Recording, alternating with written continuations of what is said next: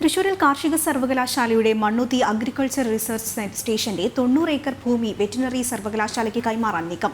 ജനുവരി 3-ന് നടക്കുന്ന മന്ത്രിസഭാ യോഗത്തിൽ ഇത് സംബന്ധിച്ച തീരുമാനമുണ്ടായേക്കും. അതേസമയം ഭൂമി കൈമാറ്റത്തിനെതിരെ പ്രതിഷേധവുമായി തൊഴിലാളികളും രംഗത്തെത്തി. കാർഷിക സർവകലാശാലയുടെ മണ്ണുത്തിയിലെ ഗവേഷണ കേന്ദ്രവും വിജ്ഞാന വ്യാപന ഡയറക്ടറേറ്റും ഉൾപ്പെടുന്നതാണ് ഭൂമി.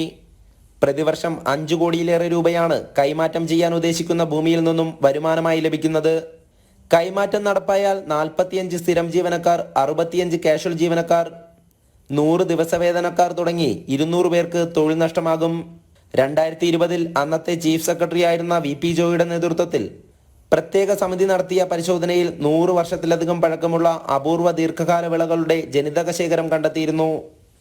റിപ്പോർട്ടിന്റെ അടിസ്ഥാനത്തിൽ അന്ന് താൽക്കാലികമായി നിർത്തിവെച്ച കൈമാറ്റ നടപടിയാണ് വീണ്ടും പുനരാരംഭിക്കുന്നത്. കാലങ്ങളായി ജോലി ചെയ്തു വന്നിരുന്ന ഭൂമി കൈമാറുന്നതിനെതിരെ തൊഴിലാളികളും രംഗത്തെത്തി.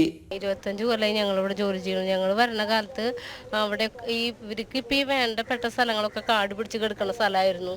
അതൊക്കെ ഞങ്ങൾ വെട്ടി വീശി വൃത്തിയാക്കി വന്നപ്പോഴാണ് ഇപ്പം അവർക്ക് ആവശ്യപ്പെടുന്നത്.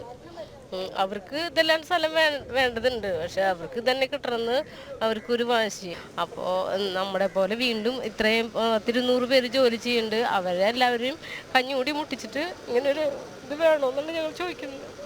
കാടും മലകളും ഒക്കെ കയറി ഇറങ്ങി ജോലി ചെയ്തോർന്ന സ്ഥലങ്ങൾ ഞങ്ങളിപ്പോൾ നിരപ്പാക്കി നല്ല കൃഷികളാക്കി കൊണ്ടുവന്നപ്പോൾ അത് അവർക്ക് കൊടുക്കണം എന്ന് പറഞ്ഞാൽ പറ്റുന്ന കാര്യമില്ല. ഞങ്ങൾ അതിന് എന്നായാലും മുന്നോടിയിൽ നിൽക്കും. എന്ത് കാരണം വന്നാലും. കണ്ട കാലം ഞങ്ങളിവിടെ എയർസിൽ ജോലി ചെയ്തിട്ട് ഇപ്പോഴാണ് ഞങ്ങൾ സ്ഥിരപ്പെട്ടിട്ട് ഇപ്പോഴും ഞങ്ങൾക്ക് സമാധാനം തൊഴിലുമില്ല. ഒന്നും ഭക്ഷണം കഴിക്കാനൊരു നേരത്തെ അന്നത്തിന് വേണ്ടിയിട്ടാണ് ഞങ്ങൾ ഇവിടേക്ക് വരുന്നത്. അത് ഞങ്ങളത് വിട്ടുകൊടുക്കാനും തയ്യാറല്ല. വെറ്റിനറി സർവകലാശാല തയ്യാറാക്കിയ റിപ്പോർട്ട് മാത്രം പരിഗണിച്ചാണ് ഭൂമി കൈമാറ്റത്തിന് അനുമതി നൽകാൻ മന്ത്രിസഭ ഒരുങ്ങുന്നതെന്നാണ് ഉയരുന്ന ആക്ഷേപം.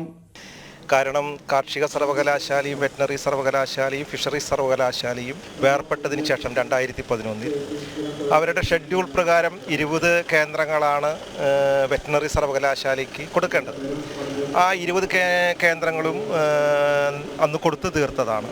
അതിനേക്കാൾ ഉപരി ഈ പ്രദേശങ്ങളിലെല്ലാം 200-ൽ പരം തൊഴിലാളികൾ പണിയെടുക്കുന്ന ഒരു ഇടം കൂടിയാണ് ഈ കാർഷിക സർവകലാശാലയുടെ ARS. 100 കണക്കിന് വ്യത്യസ്ത വിളകളുള്ള ഭൂമിയാണ് തീറ്റപ്പുൽ കൃഷിക്കായി വെറ്റിനറി സർവകലാശാലയ്ക്ക് കൈമാറാൻ ഒരുങ്ങുന്നത്. വിഷയത്തിൽ സർക്കാർ തലത്തിലെടുത്ത തീരുമാനമാണെന്നും സർവകലാശാല ഇടപെടൽ ഉണ്ടായിട്ടില്ലെന്നുമാണ് അധികൃതരുടെ വിശദീകരണം. ജനം, തൃശൂർ.